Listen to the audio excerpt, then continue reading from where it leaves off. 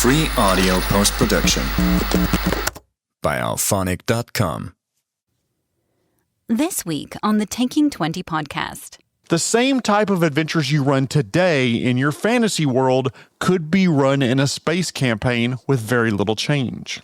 It's no longer a lost city on the edge of a frontier, but a derelict spaceship.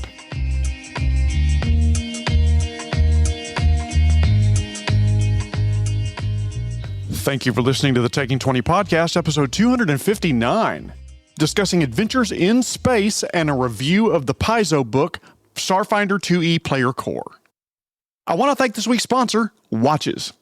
My watch went missing, but I never went looking for it. I couldn't find the time. If you like this podcast, please like, rate, and subscribe to it wherever you happen to find it. That may help someone who would enjoy or may like this podcast, may help them find it. So please take a few minutes if you don't mind and do those things for me. Fair warning, this is likely going to be a long episode. I'm trying to cover two broad topics, so today's episode's probably going to be a little supersized. My apologies if you wanted me to keep it a little bit shorter, but hopefully you can listen to it in two parts instead. I want to start this episode by talking about how to run adventures in space. There are some people like me who love to mix and match their fantasy and sci-fi with varying levels of mixture between the two. Pathfinder, for example, has just a touch of sci-fi to go with their high fantasy, with at least one adventure path, for example, for first edition, incorporated a crashed spaceship with advanced technology in it. I'm going to stop there so I don't spoil anything, but if you're interested, the adventure path is Iron Gods, and I loved it. Meanwhile, games like Shadowrun are more technology-focused, with just a dash of fantasy ancestries and magic thrown in. There are a ton of game systems that would let your character have an axe in one hand and a laser pistol in the other, mixing the two genres like chocolate and peanut butter. I will concede, however, that there are some players and DMs that want to keep the two completely separate, keeping wizards off their spaceships and arc throwers out of the hands of their paladins. Hey, I get it. No judgment here. These people see the mix between fantasy and sci-fi like mixing chocolate and ketchup. Each is fine on their own, but not great mixed together. I will admit I am a sci-fi fan, and I love game systems where the two can blend. Besides Starfinder and Shadowrun, there was like the old school Greyhawk that had a little sci-fi spice added to the fantasy setting, and I really enjoyed mixing the two. Space adventures, though, they're not new to fantasy RPGs. D&D released the original Spelljammer rules in 1989 and updated them in 2022 for the 5e rule system. The original rules back in the 80s were, strange. And the decision to release updated versions of the rules honestly wasn't well received. I did a review of the 5e Spelljammer release back in episode 140, and I'll put a link to that episode in the description. Just know that the rules for D&D in space didn't really jibe well with the game system. They kept a lot of the original rules that were odd, and not to cast aspersions, but the original Spelljammer book reads like a magic mushroom-induced fever dream that they tried to codify into D&D rules. But what if you're itching to run an adventure in space? What are your options? There are game systems, Traveler, Alien, Star Wars, where being in space is a core part of the gameplay. You can always run a game in one of these game systems where it's built in and live out your Star Trek-fueled gaming dreams with a game built for that type of adventure. But you might be saying, Jeremy, I don't want to learn a whole new game system. We finally got the hang of D&D or Delta Green or whatever you've been playing, and everybody at the table knows the rules, or at least as close as your table can get to knowing the rules. The last thing you want to do is to start from scratch with a completely different way of designing encounters, new stat blocks, new ways of building characters, and just trying to figure out what these new ability scores mean. Okay, then let's take the game you love, D&D, Blades in the Dark, whatever, and move that adventure into space. The good news is that if you're moving from fantasy to space, there are a lot of similarities between the two. In many ways, adventures in space compared to adventures on a fantasy planet are just variants on a theme. There are core parts of the adventures and adventure design that are consistent between the two. The concepts of good versus evil, law versus chaos, rebels against a tyrant, exploring the unknown, escort missions, and fetch quests, and the list could just go on and on. The same type of adventures you run today in your fantasy world could be run in a space campaign with very little change. For example, imagine you're running your game in a fantasy world and they're exploring a lost city. Maybe there was a cataclysm or a disaster in the city and it was abandoned due to war, plague, a kingdom on the decline, it's overrun by nature, or any of 100 other reasons why a city might be abandoned on a frontier. In this city, you may find monsters that have moved in, traps from weakened and collapsing buildings, environmental hazards left behind, and so forth. Where did everybody go? What caused this city to become deserted? Sounds like a fun adventure, right? Solving the mystery, finding lost artifacts, killing unknown monsters, etc. Now move that exact same concept to an adventure in space. It's no longer a lost city on the edge of a frontier, but a derelict spaceship. A ship devoid of life forms drifts into colony space. It doesn't respond to hails, and scans reveal no intelligent life on board. What the heck happened to this ship? Where did the ship come from? Is it really empty? What secrets and technology are left behind? It's the same adventure, just with a science fiction twist. Similarly, in your fantasy world, there's a large earthquake, and now there's a path to part of the Underdark that was previously unknown or unreachable. Or an adventurer has discovered a new unexplored island in a vast ocean. What could live there? And more importantly, what relics and magic items can we find there, bring them back and sell and get rich? This same concept can be moved to an adventure where a previously unknown planet or even solar system is discovered. Is there life there? If so, is it intelligent? What new things can we learn by going there? Maybe an archaeologist needs some adventuring types to keep them safe in this unknown land. As you can see, the same types of adventures can be picked up from your fantasy world and dropped into a sci-fi adventure with very little modification. It's no different for a city leader in a fantasy world giving a quest versus the leader of a planet or megacorporation doing so in the sci-fi world. I mean, at its heart, most adventures are a variation of go to this place, kill this thing, meet these people, steal this other thing, or gather this information. Most quests are a variant of those 5 things. Those basic building blocks of adventure can be used anywhere in any type of campaign. Despite their similarities, though, there are some differences in sci-fi adventures when compared to traditional fantasy. Think about your group of fantasy adventurers, fighter, rogue, cleric, wizard, heading into lost ruins. They are, for all intents and purposes, completely on their own. It's part of the reason why adventuring is so damn dangerous in the first place. There's likely not a cavalry that can ride in to save them if they get in over their heads. If they get trapped in a room with sealed doors, they are most likely going to starve to death. Even if they tell someone where and when they're going, the adventurers are cut off from the outside world unless they can make their way out again to tell the tale. With sci-fi adventures, would that be true given the advances in technology? I mean, wouldn't most sci-fi universes have some sort of communicator? Even if it's just a short-range one. If they have someone waiting outside the ruins or the lost planet or on their home ship, couldn't they radio or quantum message or whatever the person if they get into a jam?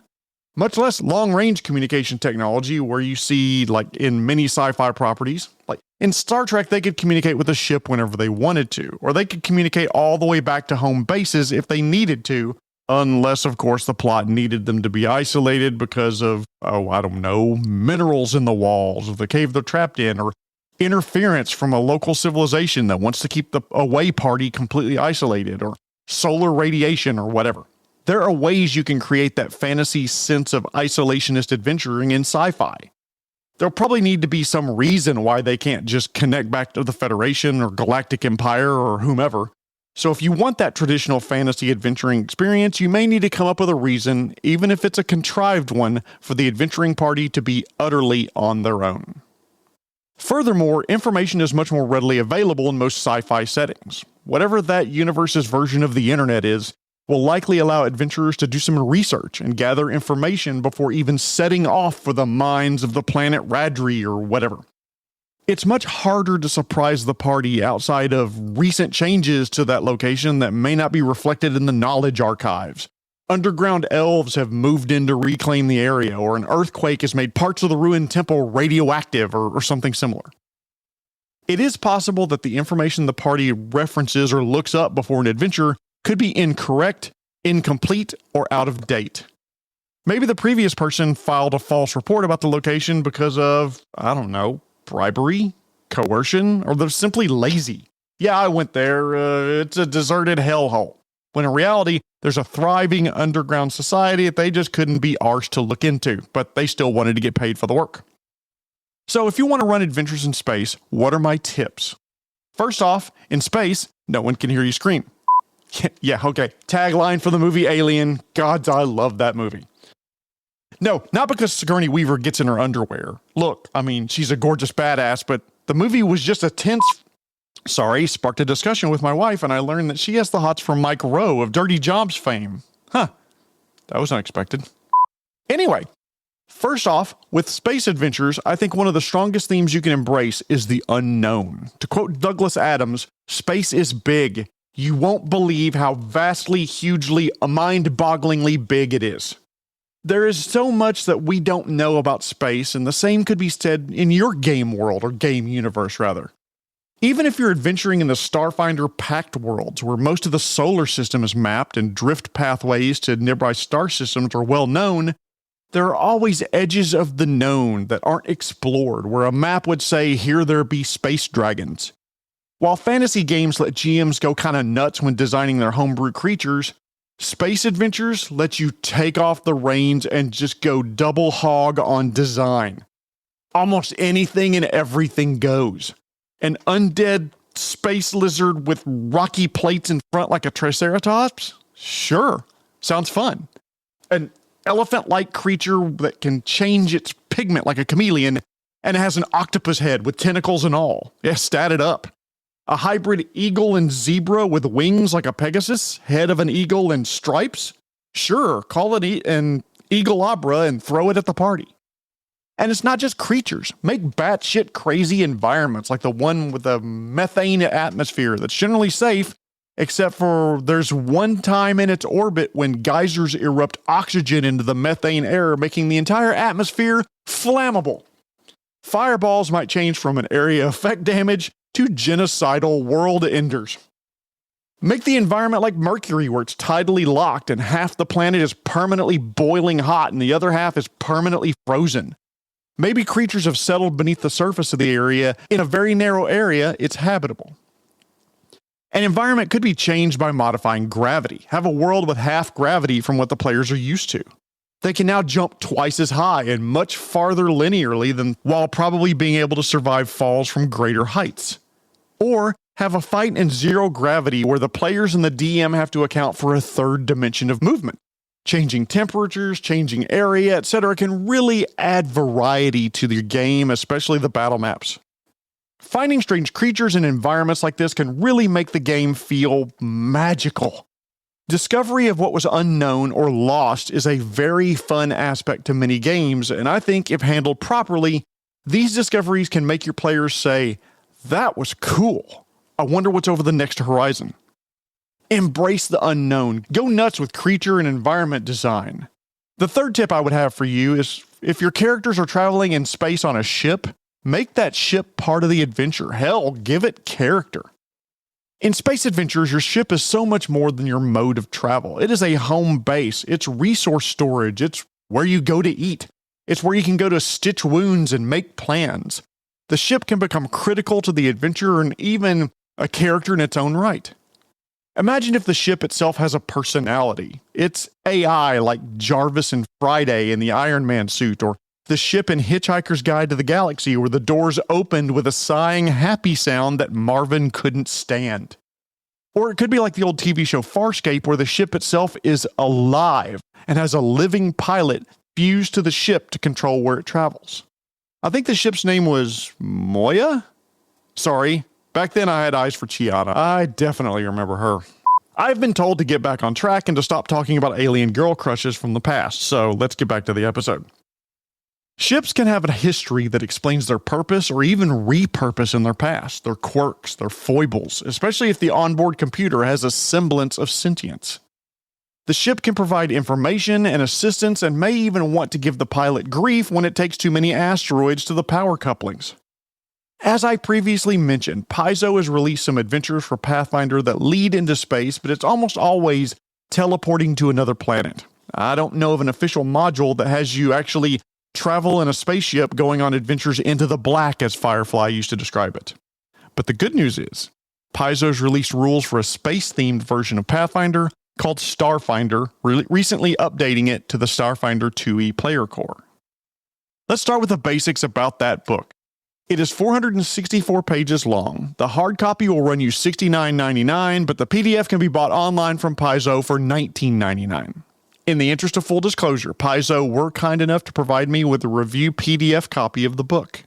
But as I always say, that doesn't affect my reviews. I'm going to give you my honest opinion, whether it's great, crap, or somewhere in between. I will admit, I was excited for Starfinder 2e since I loved 1e. Heck, I loved it ever since I played it online during Gen Con, 2018, 2017? Long time ago. I did love Starfinder 1e, but it suffered from some of the same issues that Pathfinder 1e did. It was pretty complex. There was a lot of balance issues with the game. God, hell, a low-level operative could outshine almost any other class without even trying.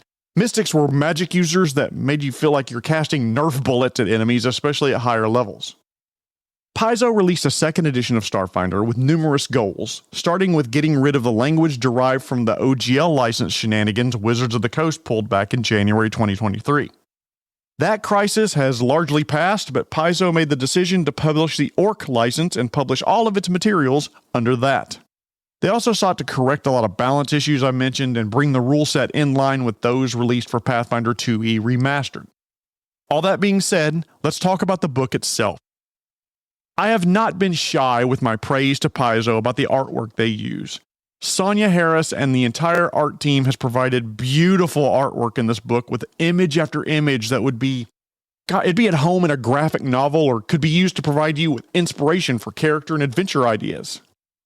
I am very glad that Paizo decided to design Starfinder 2e in such a way that it shares mechanics with Pathfinder 2e. If you have played Pathfinder 2e, then everything in Starfinder feels familiar. According to Paizo, in theory, the entire contents of the game systems could cross over with one another. You could potentially bring your Shirin Mystic from Starfinder 2e into your Pathfinder 2e world, or you could have your Leshy Oracle fall through a wormhole in Galarian and wind up in the far future Starfinder campaign with no changes to the characters.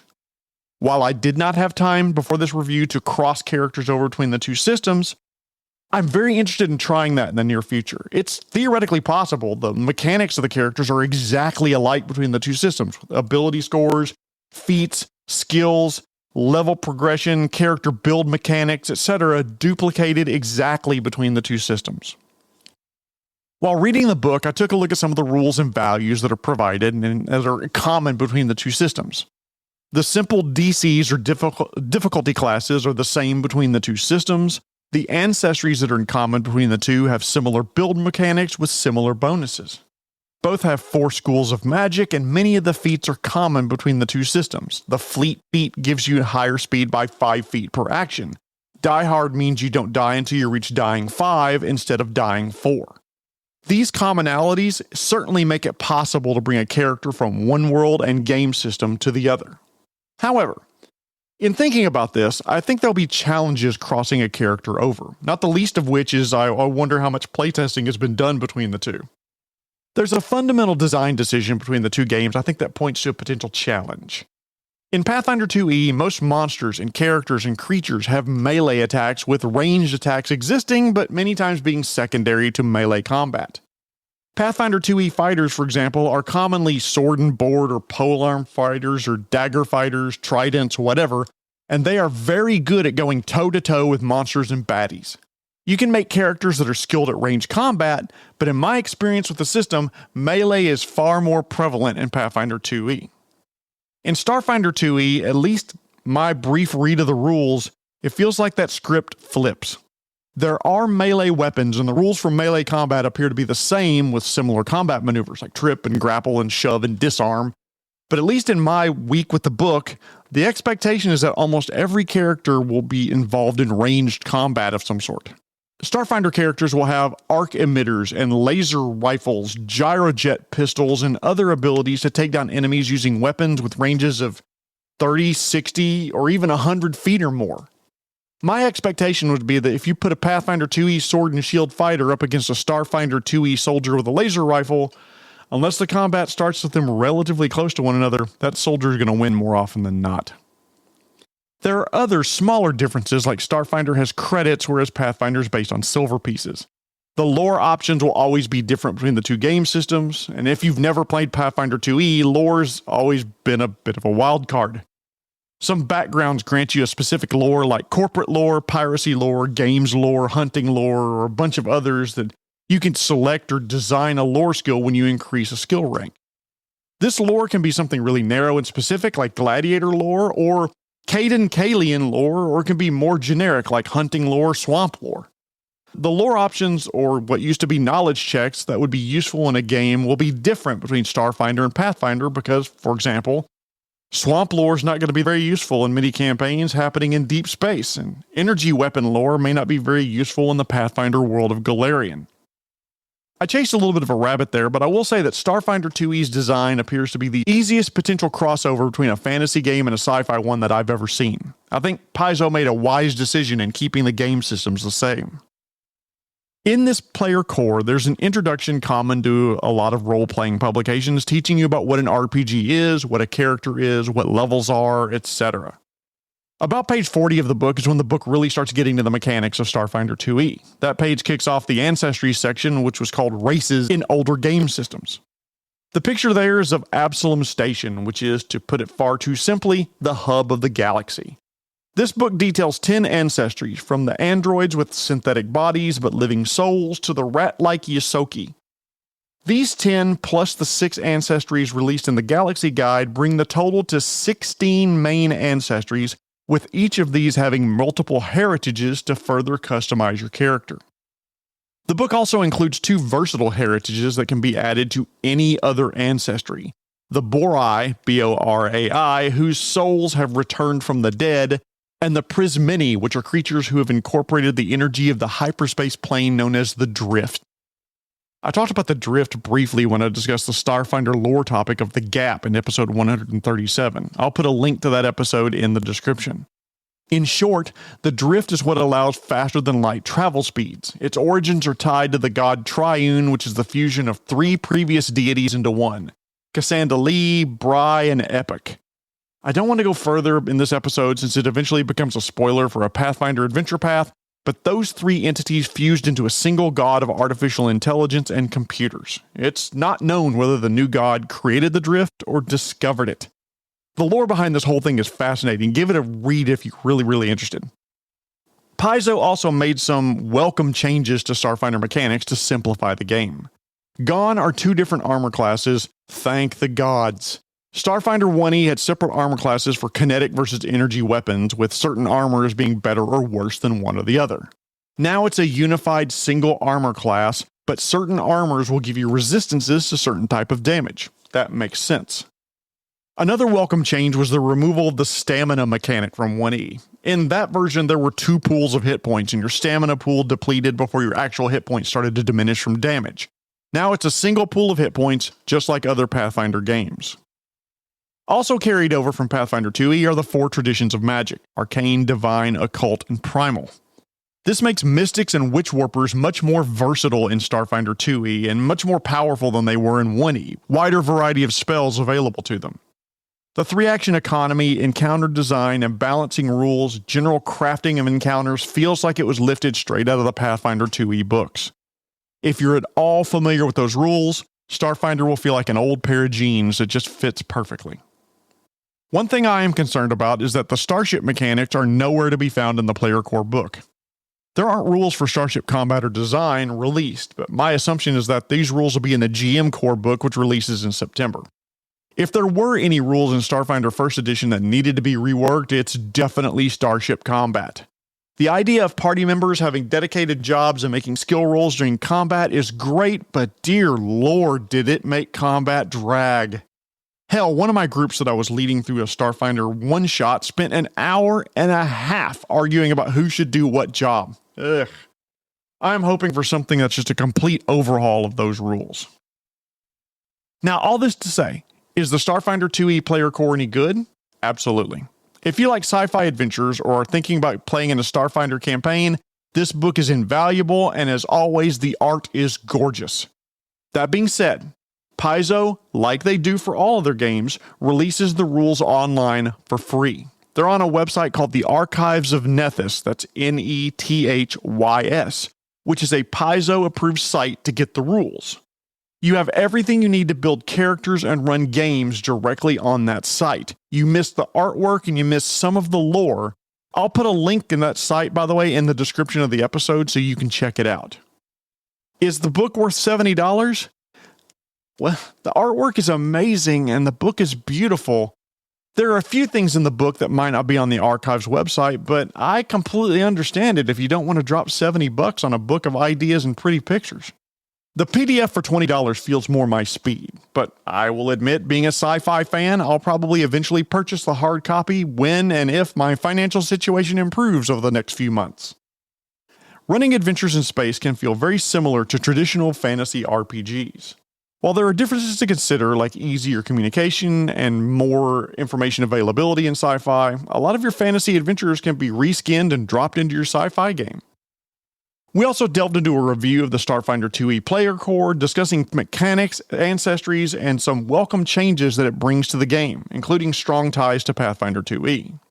Consider designing and running an adventure among the stars in one of your upcoming games. If you do, I'd be willing to bet that you and your players would have fun doing it.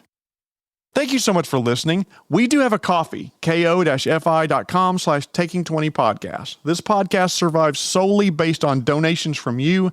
It's been kind of a light year and I'm running way behind on expenses, so if you wouldn't mind donating, I would greatly appreciate it. In 2 weeks, I'm going to focus on some advice for my players out there. We all hate when the game drags and is going slow and we're getting bored. There are some things you can do to help the DM keep the game moving, and we're going to talk about it next episode. But before I go, I want to thank this week's sponsor, Watches. My analog watch thinks that 6:30 is the best time of day. Hands down. This has been episode 259, talking about adventures in space and a review of the Starfinder 2e player core. My name is Jeremy Shelley, and I hope that your next game is your best game. The Taking 20 podcast is copyright 2025 by Jeremy Shelley. The opinions or views expressed by guests are their own and do not necessarily reflect those of the host. References to game system content are copyright their respective publishers.